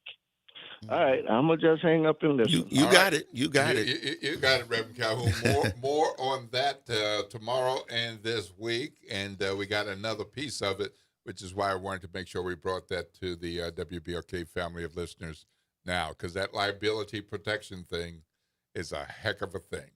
So, all right, Lord's blessings, Reverend Calhoun. Thank you for calling. Have a fabulous day. All right, folks. I'm excited. I'm Will Sutton. I'm here with Dr. Torrance Sanders, and guess what? We got Dr. Calvin Williams in the house. Dr. Williams from Complete Care Urgent Center, having a grand opening on Saturday the 18th, and he's here to tell us all about it. Well, that might be a grand opening, but Dr. Williams, you've been around, so you know a little bit about what you're going into with this care center. So let's tell the WBLK family of listeners a little bit about who you are and how you came to be the person that you are, the professional that you are, to get to the point of opening this care center. So let's start with, who your mama in there? Well, you know, my mom, her name is Edwina Williams, and she's a big fan of yours. Listen to your station all the time, and I know she's listening right now. All right, Ms. She's the one that told Mama me about Williams. it. Yeah, she's a big fan. But yeah, raised us in the lower 9th Ward, and, you know, she raised us 5 children by herself, pretty much. And kept us in line. You know, we went to the public schools and matriculated through that. And I made my way to Xavier University. Somehow I got in there after playing basketball all these years, and worked my way into Xavier, and found a good path, and, you know, got into being a doctor, and, you know, realized that I can do that. And after graduating from Xavier, I went to LSU Medical School, and then trained in Los Angeles for surgery. Along the way, I met my beautiful wife, who's an allergist out in the East. She grew up in Baton Rouge, but we met at Xavier and went to California and trained. And decided we'd come back home. And we came home and, you know, been practicing in New Orleans ever since. So we've had our practice out in New Orleans East. And she's been doing her allergy practice for, you know, at least over 20 years and serving the community. And so now we had so many people that have been just asking about the urgent care, and they live out in New Orleans East, but they leave out and go to other areas, and, you know, it'll be our own patients. So we're just saying, hey, we need to start. Everybody's keep asking. So I said, well, we need to serve the community with that. So we started urgent care, and it's, you know, it's getting off the ground now. So. Wonderful. Looks like it's more than getting off the ground. Yeah. So what, next Saturday at April 18th is the grand opening, or you're going to have an event there. Yeah. What do you expect to happen then? Well, you know, I think, you know, we're inviting all of the people and actually just making them aware is not just have to make an appointment to see the allergist or to see me and my wife from an appointment. Now people are starting to realize they can walk in because they have a need. They don't have to run out to outside of the East community. And so that's what we're doing. We're trying to show them that we can serve their needs even on an urgent basis. They don't have to go sit in an emergency room and sit there for hours and hours and pay more money, even if they have insurance. Wonderful. So we have, you know, really good prices for the community for those who don't have insurance. And we're really trying to serve the community. Wonderful. Yeah, and Dr. Williams, go back, and I go back a little bit. Our sons were in school together. That's right. For a minute, played basketball together. That's right. His son and my son, Justin, who's in dental school at Howard now, and I got another dental student. My son Joshua, he's in at Maharis. I got both of the HBCUs coming, right. Okay. and they're matriculating through dental school, and we're looking forward to them doing that and coming back and helping us finish serving the community with the dental. Wonderful, yeah, wonderful, yeah. So wonderful. I've been blessed with that. So. Yeah, and so the rise of activity in the East. Talk about that. I mean, I know that's a ongoing refrain, at least since Katrina. Yes. And so, how do you see your business and this medical service kind of fitting into what we hope is happening in New Orleans East? Yeah, thanks for asking that, Will. This is an exciting thing because, we've been left behind with so many things with New Orleans East. We're trying to do everything positive that we can do, and this is just one more positive thing. And we want to show people that they can get good care, and that we can take care of them. And we call it complete because we try to educate them in terms of preventing diseases, and the urgent care is just one part of it, but we also take care of their upper respiratory infections. If they're having pneumonia and that type of thing, minor injuries, and I'm trained in Los Angeles where that was the mega for trauma, so I can handle any kind of minor emergencies for sure, cuts and bruises and that type of thing. So we're giving complete care, in New Orleans East. And just in the last, I guess, 2 months or so, 2-3 months, I've had at least 4 people that I know who have two have been hospitalized, and other 2 just going with the upper respiratory, whether it's pneumonia or bronchitis. That's right. So I don't know, there's something going on going around, and I know there's a new strain of COVID. Oh yeah, for sure. And to talk about that, but I've literally 4 people who've been knocked out for weeks. Oh, yeah, you got to keep up with what's going on. We know that things rise up, and so we try to stay on top of it and teach people how to prevent. My wife is real big on keeping people, the preventive, to keep them out, like the asthmatics. We keep them from needing to go into the hospital. Okay. And so the preventive thing, keeping them on their medicine and encouraging them, and and the people really enjoy the practice out there. So we're happy to really do this and serve them. Wow, excellent. And now it's going to be located on Crowder. It's on Crowder Boulevard, right across from Lake Castle School, right by that Smoothie King. Wardell Bourgeois, he's the owner there. Yeah, and so he's a big supporter, and he'll be there at the grand opening. But we're going to be really excited about showing people that we have quality care there. Yeah. So opening at 10 a.m. It's a Monday through Saturday right now, and it's 8 a.m. to 6 p.m. And on Saturdays, it's 10 a.m. to 4 p.m. Okay. And we really expect to have to expand the hours. I'm going to let the crowd demand the extended hours, and I think that'll happen.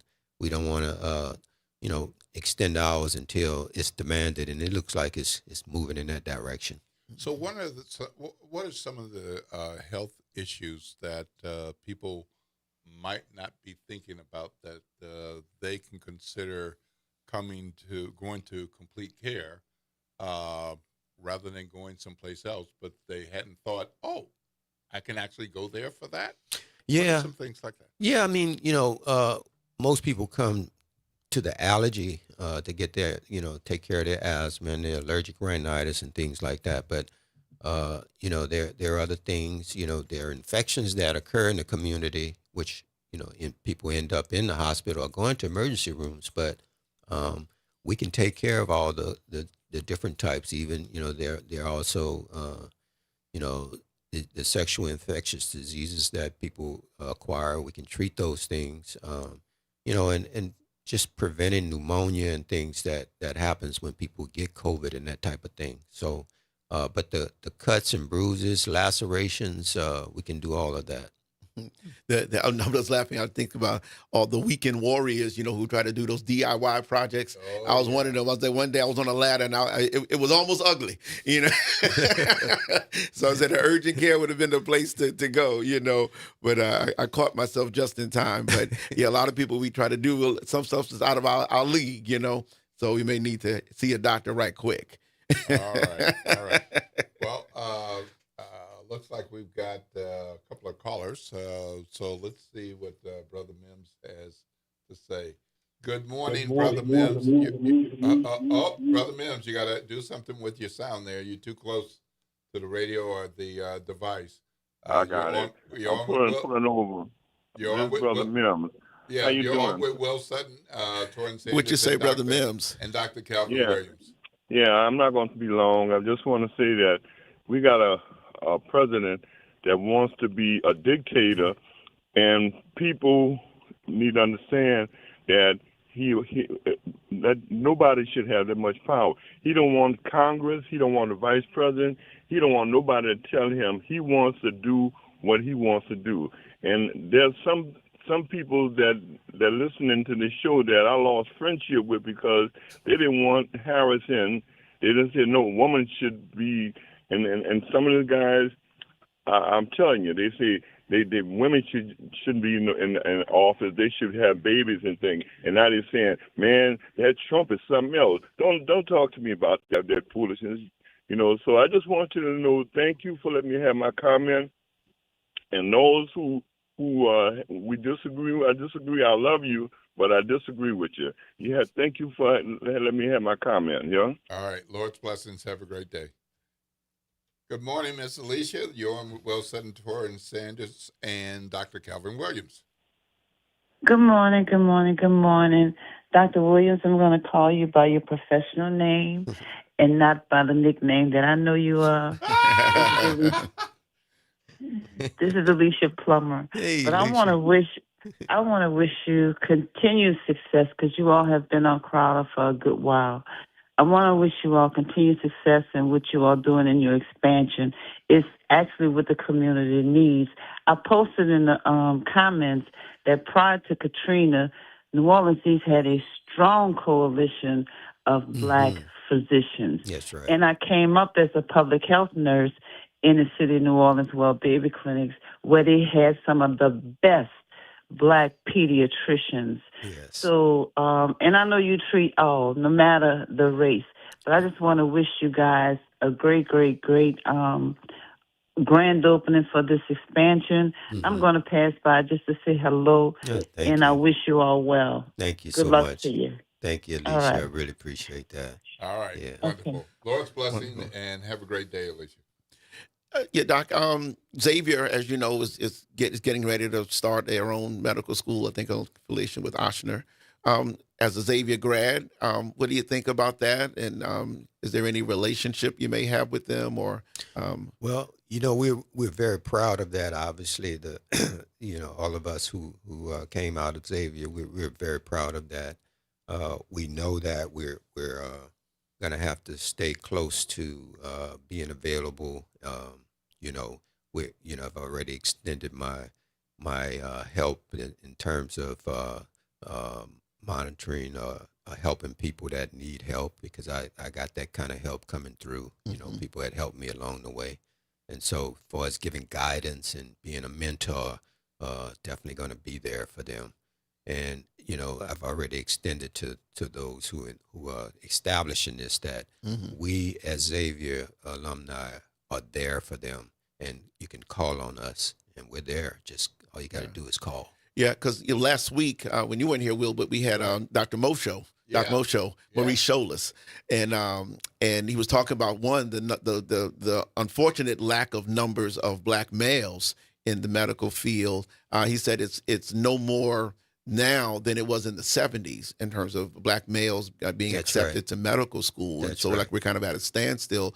And of course you have two sons who are both in dental school. So that's why, we talk to us about that, because unfortunately you are a rare bird. How do we stop you from being rare? Yeah, no, it's just a long problem that, many years, the percentage is still low, less than 5%. Actually, it's like 2.5% African Americans in the in the medical field as far as physicians, and so the numbers are not being representative of our population, and so the need is great. It's a multi-complex problem, obviously, but we can't give up on that. that encouraging our blacks to want to at least go into the medical field. That's part of the issue as well, and that has its own reasons why that exists. But we are really we're really behind in terms of that. But all we can do is do our part. But you mentioned Maurice. We are in the same organization. I'm actually the president of the Louisiana Medical Association. Okay, great. And so that includes all New Orleans and Baton Rouge, Lafayette, Lake Charles, Monroe, Shreveport. But we all, we get together and we discuss these things. We have monthly meetings and things. But all we can do is keep stabbing away at it. Yeah. How much of this can we tie to K through 12 education versus undergraduate education? Because you have to have the aptitude. That's right. You have to have not just the ability, but the desire to learn. That's right. There's a lot of reading involved. A lot of social support too. Yeah. I mean, so where is it that we're losing out on having more of us in this profession? Yeah. See, now you're hitting on what I'm saying.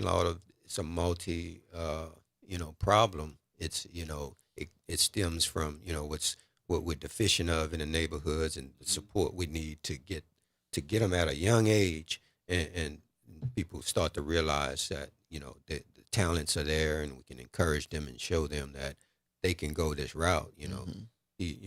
Our counterparts already have these things established, so they know that the support is there, and it's kind of natural for them to matriculate into that. We need to establish that kind of thing for our kids, and it's difficult, and it's becoming more and more difficult. It's discouraging, but hey, we can't give up. Yeah. Can't give up. Yeah, and things like what Dr. Mackey does with STEM NOLA, and but just even in our high schools, I wrote a chapter recently for a book on racism in education, and talking about how still even here in Louisiana, New Orleans, a lot of our public schools unfortunately didn't historically have AP courses, the advanced placement courses. So whether it was calculus, and physics, things that they're not really a luxury if you plan on going to med school. You need that introduction in high school. That's right. Not only to do it super well on your ACT or SAT, but then when you take that first chemistry class in college, it won't be a new thing. That's right. That's right. You're already familiar with it, and so you can get that B or A. That's right. Rather than like some of us did, almost fail it. Absolutely. Absolutely. It taught us how to pray. That's when I learned how to pray. And I took chemistry. And there's a tremendous opportunity for those of us who might be in that category, but we can cheer on folks like Dr. Williams and my brother and my sister who became doctors, and but we have different opportunities. But you do have to have the exposure. That's right. Yeah. And you can build interest with exposure. I don't have to be a doctor to encourage someone that I see that possibility in you, because you might be 8, but I think I see a good. That's right. That's right. I think. I mean, who knows what you might be at 18? Yeah, that's right. I want to plant that seed. Exactly. That you might be a or great just doctor. the child who wants to figure out how things work. Yeah, that's enough. That doctors figure out how stuff works. Right. That is correct. That is correct. Yeah. That's how I got my first exposure. Where I cut my finger and I had an infection, and at Charity Hospital, one of the physicians had to treat it, and it was looking pretty bad at first, but he gave me instructions on how to do the wound care. Yeah. Came back that next week. He can tell that I was following his instruction, and he told me, apply that to your life. And that stuck with me. Wow. And I said, well, I want to be a doctor. Right. Yeah. Apply that to your life. It's like you were saying, the seed was planted. So planting the seed is important. Now, I know your wife's not here, but you mentioned allergist. And boy, this has been the season. I mean, I think we saw the pollen in the air. To me, seems like much more this year. Yeah. So tell me more about what she does and how what she does. That is, I'm sure, a a great vehicle to people coming into the practice. Oh, for sure. Because everybody got some allergy issues these days. Yeah, I guess that's why she's pretty popular. That's why she's not here. She's pretty popular. She trained when I was trained in surgery in Los Angeles. She was in California as well, at Harbor UCLA doing her allergy. After finishing a pediatric training, she did an extra fellowship in the allergy at Harbor UCLA, and it really paid off because she really knows her allergy. So most of her patients are families referring each other and so forth. So, but she teaches them how to manage their asthma, how to prevent and stay out of the hospital. Put them on the things to control their allergic rhinitis, and some people who need to go further when the traditional medicines are not working. So she's really. Now I was one of those kids. I remember they gave me like a whole panel of shots. Was that? Yeah, I don't know what she does. Do they still do that, or have they? Yeah, the skin test. Yeah, the skin test. That's what it's called. I was like, why they just keep Yeah, very valuable though. It keeps people in check and get their stuff under control. People who have been suffering for 20 years, and then they see my wife and they're like, I didn't know this. I said, well, we're gonna get you straight. I can breathe now. That kind of thing. So yeah. Wow. That's great. So the Complete Care Urgent Center, 8030 Crowder Boulevard, Suite A. Stop by Saturday, April 18th, and you can. And we have a website too. Okay. The website is CompleteCareUrgentCenter.com. CompleteCareUrgentCenter.com. So it's an urgent center, but we do complete care, so that's easy to remember. CompleteCareUrgentCenter.com. Yeah. Wonderful. Well, congratulations on getting to this point, and congratulations on getting a couple of boys into dental school. Yeah, that wasn't easy. Especially the one that goes to Howard, my alma mater. That's right. All right. Appreciate it. Building out the health professions right there in the Williams household. That's right. And it's wonderful to see that you expanding and doing good things in New Orleans East. I appreciate you guys and what you're doing for the community. Yeah, I really appreciate that. We all need a better health care, and what you guys are doing is phenomenal because sometimes you get to the point and you say, I want to go, but it's too far. That's right. That is true. Yeah, that is true. Day. That is true. That is true. And so if you can reduce those barriers and get people to see you and you learn a little bit more about your health and what you might be doing that's harmful. That is right. Yeah, and I'm going to be doing a lot more educating the community now. I've already started with the nutritional thing. I'm going to do a series on getting a healthier community, just teaching people the basics and talking about them and entertaining any questions people have. So that's what we're all about. And we talked about black males in the profession, but what about just black males getting the appropriate screening and going to the doctor? Right. Is that still an issue that you see? Yes, it's an issue. Yeah, the wives got to drag the husbands to the doctor, but we're getting better as men. Slowly but surely, we're getting better. The prostate. You get 40, you need to make sure you're getting your prostate checked, the PSA at the minimum. And then, the colon screenings need to be doing this earlier because people are getting, the younger people for some reason are getting the colon cancer earlier. So we need to get our screening earlier. Okay. We can't. At 40 or before? Well, insurance company won't allow it before 45 for sure. But they're saying 50, but 45, but they need to drop it to 40. They need to. And we need to fight for that. Yeah. And I've worked with some young black males who are getting strokes in their 30s. That is correct. That's good that you mentioned that too. That's right. So that may be at a high blood pressure. And that's why we got to educate them about the nutritional part because that ties into keeping your blood pressure down and taking your medicine if you had to. Yeah. So, yeah. All right. All right. Thank you so much for joining us this morning on this beautiful day. It's 8:54. We're going to take a quick break here, and when we come back, we're going to wrap it up real quick because we got to make room for the front porch. I'm Will Sutton with Dr. Torrin Sanders. We've been in conversation with Dr. Calvin Williams, and he and his talented wife, allergist Dr. Cheryl Williams, expanding the Complete Care Urgent Center. You got a grand opening on Saturday, April 18th. Check them out. You can check them out online at CompleteCareUrgentCenter.com and go and see them for the grand opening on Saturday the 18th at 10 a.m. All right. Well, we're going to take a quick break. I don't know that we're going to have time for a call, so we're just going to talk. Yeah. So this is WBOK, 12:30 a.m. What New Orleans is talking about. All day long. All day long.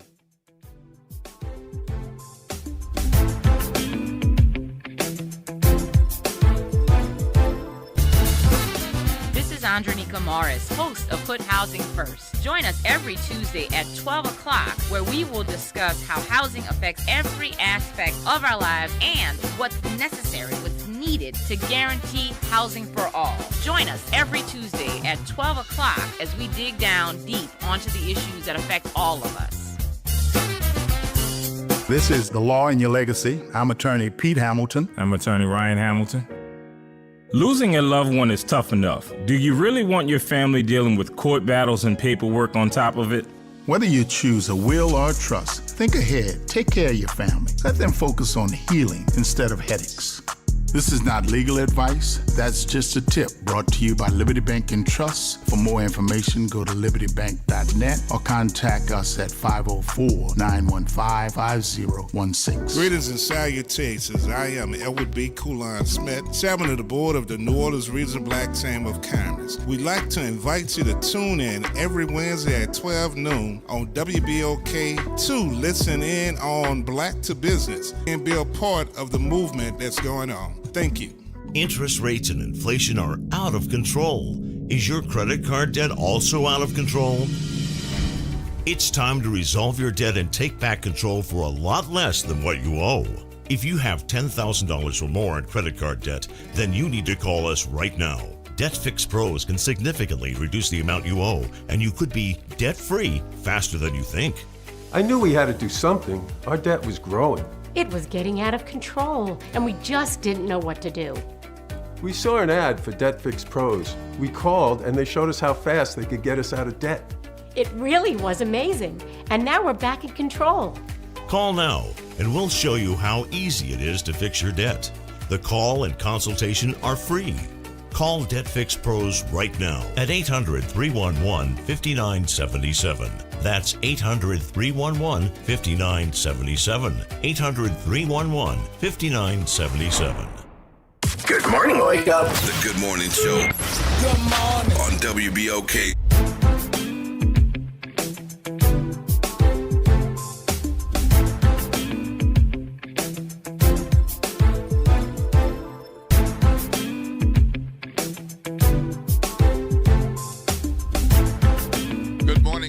Good morning, and welcome to the Good Morning Show with Will Sutton and Dr. Torrance Sanders.